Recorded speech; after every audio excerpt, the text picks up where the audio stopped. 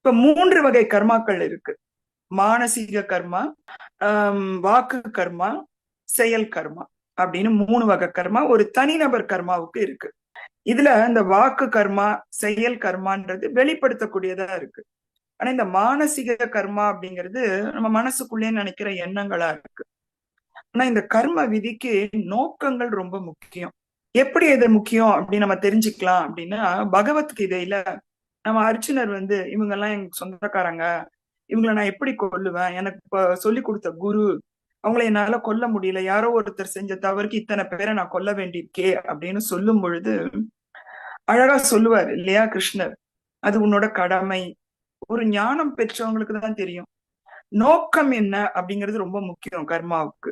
அப்ப இந்த செயல் எந்த ஒரு வித விளைவையும் அவங்களுக்கு கொடுக்காது.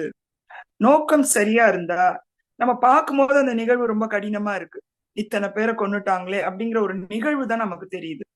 ஃபேக்ட் வேற, ட்ரூத் வேற.